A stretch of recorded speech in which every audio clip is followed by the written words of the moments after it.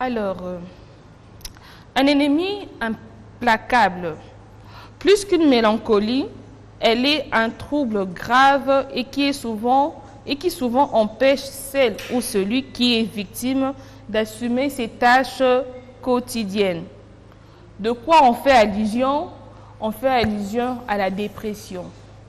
Plus qu'une tristesse, plus qu'une mélancolie, la dépression est une maladie. Et on va se dire la vérité, ici en Afrique, même quand quelqu'un souffre de la dépression, déjà c'est difficile de détecter qu'une personne souffre de la dépression. Nos parents africains et nos proches africains trouvent toujours qu'on aura des phrases du genre on ne sait pas de quoi souffre la personne. La dépression n'est pas qu'une tristesse, elle est bien plus grave que ça. C'est une maladie. On va suivre une vidéo qui va nous en dire plus et on va voir aussi quelques symptômes, comment on peut détecter qu'une personne, une proche de nous, souffre de la dépression. Regardons la vidéo et on va discuter juste après. Réveille-toi, fais un effort. Allez, c'est dans ta tête. Mais tu vas t'en sortir. Ça, c'est des phrases qu'on ne doit pas utiliser en cas de dépression. La dépression, c'est une vraie maladie. C'est pas un truc psychologique, un état second, une paresse, une faiblesse. C'est une maladie psychiatrique. Et c'est d'ailleurs la maladie psychiatrique la plus fréquente en France. On estime que 10 à 15% de la population fera un jour au cours de sa vie un épisode de dépression. Alors il faut qu'on distingue deux choses. La déprime qu'on peut avoir de temps en temps de la vraie dépression. La déprime, c'est lié au fait qu'à l'école, on a de mauvaises notes, que ça ne se passe pas très bien au travail, qu'on a des problèmes et que par conséquent, on va être un peu triste. La plupart du temps, ça passe tout seul. Mais dans une dépression, les symptômes sont totalement différents. Déjà, ils durent beaucoup plus longtemps. Pour caractériser une dépression, il faut que les symptômes s'installent sur 15 jours minimum. Vous allez être vraiment triste, avoir une perte de l'estime de soi, vous sentir dévalorisé, vous allez culpabiliser, être pessimiste sur l'avenir et puis vous avez une perte d'envie. Vous n'avez plus envie de vous lever, vous n'avez plus envie de jouer, vous n'avez plus envie de passer du temps avec vos amis, vous allez avoir des troubles au niveau de l'alimentation, manger un peu moins ou un peu plus parfois, des troubles du sommeil, se réveiller de façon très tôt, bref, une vraie maladie qu'on peut caractériser. On n'est pas tous égaux face à la dépression. Certains ne vont jamais en faire. Et on sait par exemple qu'il y a des facteurs génétiques. Si jamais vos parents ont souffert ou souffrent d'une dépression, eh bien vous avez 2 à 4 fois plus de risques d'en souffrir à votre tour. Puis évidemment, il y a des événements de la vie qui vont faire qu'on peut basculer dans cette dépression. Un deuil, une rupture amoureuse, des problèmes à l'école, des violences physiques qui vont précipiter cette dépression. Il n'existe pas une dépression, mais des dépressions. Tout d'abord, il y a des dépressions isolées. Vous faites un épisode et puis on n'en parle plus. Il y a des épisodes récurrents. Il y a des dépressions qui vont s'intégrer dans des troubles bipolaires. Et puis, il peut y avoir notamment la dépression du postpartum, celle qui suit un accouchement. Et puis, au sein des dépressions, il y a différents degrés de dépression, légers, modérés ou très sévères, qui peuvent conduire notamment à une hospitalisation. On ne donnera pas toujours des médicaments en cas de dépression. Dans les formes légères à modérées, on peut utiliser ce qu'on appelle des psychothérapies. Ce sont des séances que vous allez faire chez le psychologue qui vont vous permettre de passer un cap, d'être écouté, d'utiliser différentes techniques pour tout simplement traiter la dépression. Et dans un certain nombre de cas, il sera nécessaire d'utiliser des traitements antidépresseurs. Alors tout d'abord, on sait que ces médicaments vont mettre un peu de temps avant de faire effet, 2 à 4 semaines. Et donc il peut y avoir une période un peu difficile au démarrage. Il existe de nombreux traitements antidépresseurs, certains peuvent fonctionner, parfois il faudra en changer, augmenter les doses ou les baisser, mais ça, c'est au cas par cas. Dans 20 à 30% du temps, la dépression va résister au traitement. On va essayer plein de choses et ça ne marche pas. Dans ces cas-là, il existe de nouvelles thérapeutiques, de nouveaux médicaments, notamment la kétamine. La kétamine, c'est un médicament qu'on utilise en temps normal au bloc opératoire, en anesthésie. Eh bien, on s'est rendu compte que cette kétamine, lorsqu'on l'administre sous forme de spray dans le nez, comme des gouttes, eh bien, permet de traiter des dépressions résistantes. Mais ça se fait à l'hôpital uniquement. Et peut-être que demain, on utilisera de nouveaux traitements comme les champignons hallucinogènes. Ces champignons sont en cours d'expérimentation et ont prouvé leur efficacité en dose unique. Dans certaines études, une seule dose d'un champignon hallucinogène qu'on appelle la psilocybine permet de traiter des dépressions. Ce n'est pas une raison pour prendre des champignons hallucinogènes, mais c'est pour vous dire qu'il existe plein de nouveaux médicaments qui vont arriver. Et ce qui a été prouvé, c'est que l'activité physique, le sport, permet de prévenir, de protéger de la dépression. Pas évidemment à 100%, mais chez des personnes qui auraient une prédisposition, ça pourrait vous aider peut-être à aller un peu mieux. Du côté de l'alimentation, ce qui permet de protéger d'une dépression, ou en tout cas d'en limiter le risque, c'est d'appliquer le régime méditerranéen. Le régime méditerranéen, c'est extrêmement simple. C'est une alimentation plutôt simple où on évite les sucres rapides, la viande rouge, on privilégie la viande blanche, le poisson, les légumineuses, les haricots verts, les pois chiches, bref, une alimentation saine pour vous protéger de la dépression. Si vous avez dans votre entourage des personnes qui souffrent de dépression et que vous avez le sentiment qu'il ou elle ne va pas bien, n'hésitez pas à lui poser la question des pensées suicidaires, des idées noires, en verbalisant, en disant les choses. Ne passez pas par quatre chemins, car les gens pensent à tort que si on parle de suicide à une personne dépressive, elle va se suicider. Non, au contraire, elle va se rendre compte qu'on s'intéresse à elle et peut-être qu'on va l'aider à aller voir un professionnel pour justement la protéger.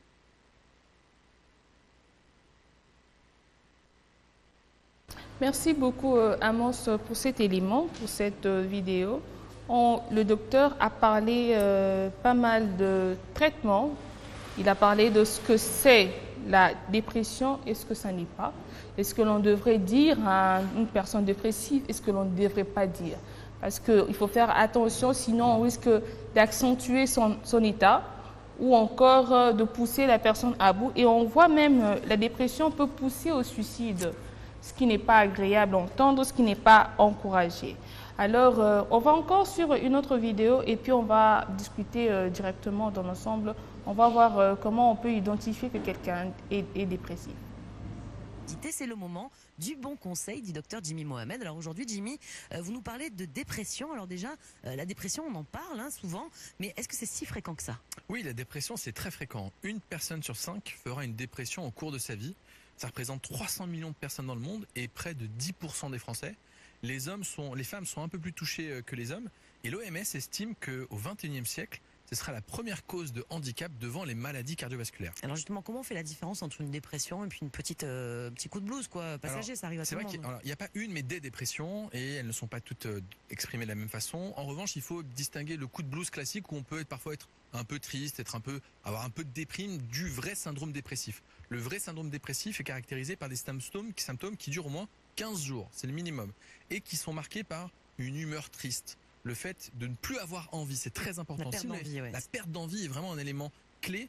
Lorsque vous n'avez plus envie de vous habiller, de vous doucher, d'aller au travail, de prendre un verre avec des amis, ça doit vous inquiéter. Même chose si vous avez tendance à l'insomnie et avec un réveil plutôt précoce. Le fait de ne pas vouloir manger ou de trop manger, la perte de poids. Et bien sûr, il faut que ces symptômes ne soient pas expliqués par deux choses. Un, le fait qu'il y ait un deuil. Si vous avez un deuil dans votre famille, c'est normal, c'est réactionnel, il ne faut pas se précipiter. Et deuxième chose, être sûr que vous n'avez pas de maladie sous-jacente ou de traitement qui pourrait vous rendre un peu déprimé. Je pense notamment à un problème de thyroïde. Donc bref, lorsque vous pensez avoir des symptômes dépressifs, il faut consulter et au moindre doute, on fait un bilan. Et si on pense justement souffrir éventuellement de dépression, on va voir qui? Un psychiatre direct? Pas forcément. Le premier relais, c'est votre médecin généraliste. Parce que lui, c'est celui qui vous connaît et qui pourra se rendre compte qu'il y a une rupture de votre état avec le moment où vous suivez d'habitude, où finalement vous allez bien, et là il dit non, effectivement. Là, chez lui, je le connais, il va pas bien. Exactement, ça ne va pas bien. Ensuite, vous pouvez évidemment voir des psychiatres. Les psychiatres, il y en a soit en ville ou à l'hôpital, et ils exercent parfois dans ce qu'on appelle des CMP. Vous pouvez aussi aller voir tout simplement une psychologue. Certaines dépressions peuvent être prises en charge par une psychologue. Et puis, parfois, dans les cas un peu plus sévères, on doit être hospitalisé en milieu psychiatrique. Encore une fois, ça ne veut pas dire qu'on est fou, ça veut dire tout simplement qu'on a besoin d'une prise en charge et qu'elle nécessite d'être en sécurité. Et donc ça se soigne, on ne va pas faire tout le tour de tous les traitements, mais il y a des traitements qui existent. Oui, alors bien sûr, le premier traitement, c'est la psychothérapie, le fait de discuter, de savoir pourquoi est-ce qu'on est déprimé. Ça permet d'aider à guérir. C'est souvent fait par les psychologues, un peu moins par les psychiatres qui ont un peu moins de temps. Et puis, il y a évidemment les traitements pharmacologiques, les antidépresseurs. On ne traite pas une dépression avec des anxiolytiques. Souvent, les gens veulent juste calmer un peu l'angoisse avec quelque chose qui va nous détendre. Ce n'est pas le but. La dépression est un phénomène hormonal et chimique réel, donc il faut prendre un vrai traitement et ne pas le refuser. Et il n'y a pas un des traitements, mais des traitements, car certains ne sont pas tolérés ou ne sont pas efficaces. Donc pour savoir lequel il faut prendre, effectivement, le mieux c'est de consulter. Merci beaucoup, docteur Jimmy Mohamed, pour tous ces cours. Merci beaucoup Amos pour cette vidéo. Comme on l'a suivi lors de la vidéo, il est toujours mieux de consulter. Alors, on nous a dit des symptômes, comment on peut détecter qu'une personne souffre de la dépression. Déjà, étant humain, on fait face à plusieurs situations douloureuses, des situations qui nous dépriment, des situations qui nous rendent tristes, où on peut passer par une période de la mélancolie. C'est normal, ça arrive parce que la vie n'est pas faite que des bonnes choses. Alors ça, c'est quand des difficultés ou soit des épreuves nous arrivent, cela n'est pas synonyme à la dépression. Mais pour détecter la dépression, on nous a dit il faut au moins 15 jours d'une période où on voit une personne, une tristesse qui s'accentue, de la mélancolie ou la perte d'envie. On voit que la personne lors de la vidéo, on a suivi que la perte d'envie est un élément majeur pour détecter qu'une personne souffre de la dépression. Et qu'est-ce que ça peut causer? Perte d'envie, perte de poids, on peut soit grossir, soit maigrir, trouble de sommeil, soit on dort trop ou soit on a complètement perdu le sommeil. Et on voit qu'on nous dit que l'OMS dit que la dépression est l'une des principales causes de maladie qui peut créer des handicaps, que ce soit chez la jeune fille ou chez le jeune homme, le jeune garçon, et c'est là de 10 à 19 ans. Donc on voit que ça peut aussi intervenir à la période de la croissance de l'adolescence. Mais aussi, ça c'est un facteur, un des facteurs, un autre facteur, des facteurs génétiques.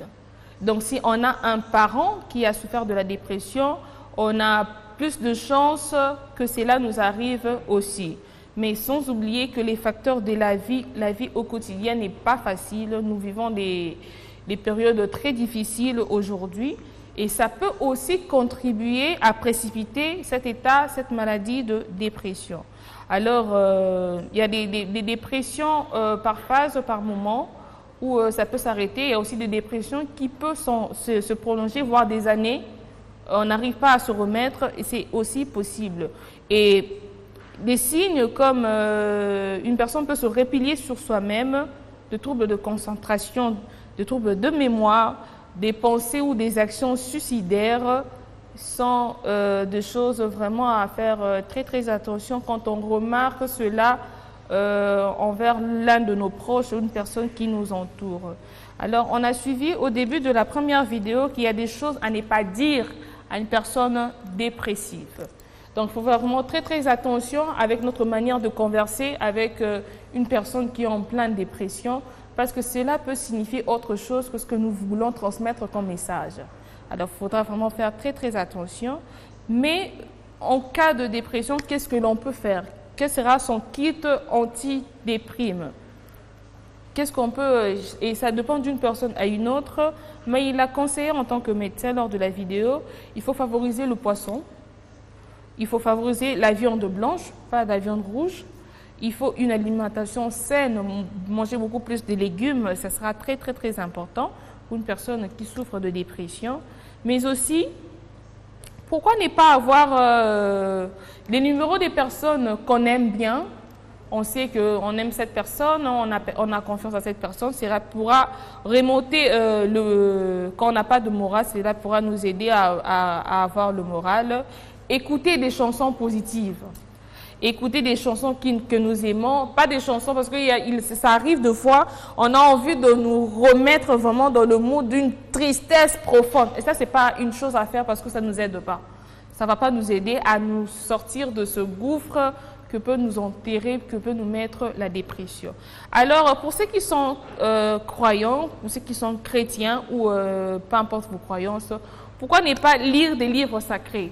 Pour nos chrétiens, pourquoi ne pas lire des versets fortifiants, des versets réconfortants?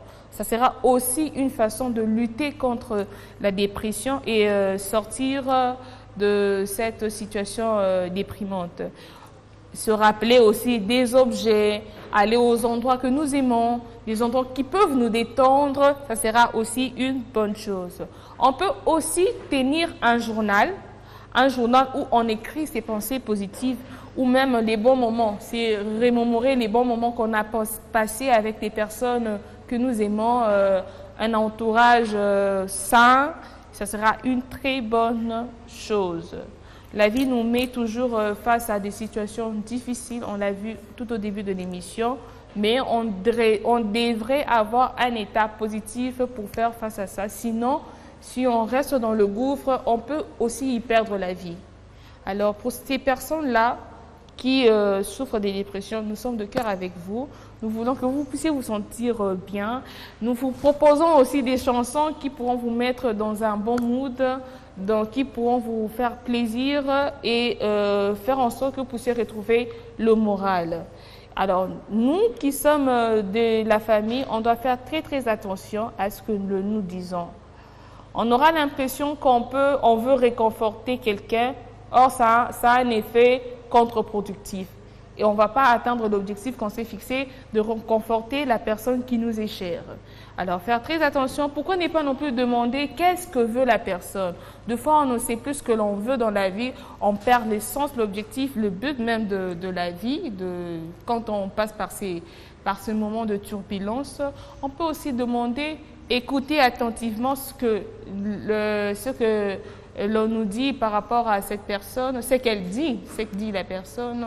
Écouter attentivement, répondre à ses besoins affectifs, émotionnels, peut-être spirituels aussi ou physiques, c'est aussi possible. Et c'est de cette manière qu'on pourra aider une personne qui souffre de la dépression. Alors, quand on constate cela, ça nécessite de l'aide médicale, c'est certain.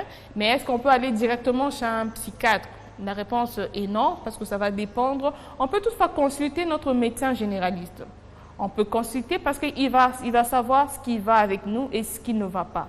Il va essayer de diagnostiquer, de situer où nous en sommes et nous orienter et faire ce qui va nous aider. On peut aussi si la situation est grave, pourquoi pas aller chez un psychiatre, comme on a dit, un psychologue, un psychologue, pour avoir un traitement antidépresseur. La vidéo nous a montré aussi que la kétamine aide pour traiter la dépression, mais on peut en prendre que à l'hôpital. Ne pas faire une automédication. Qu'est-ce qu'on dit? Bon, voilà, ne pas prendre de médicaments par soi-même, mais être vraiment avoir la direction d'un médecin, être dirigé par un médecin, pour ne pas empirer notre situation.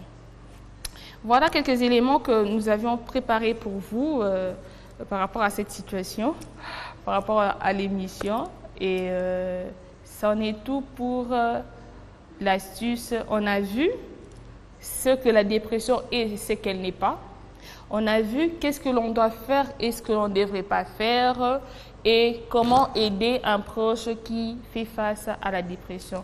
Et il faudra savoir que la vie entière, le quotidien peut aussi être un facteur contribuant à faire face à la dépression.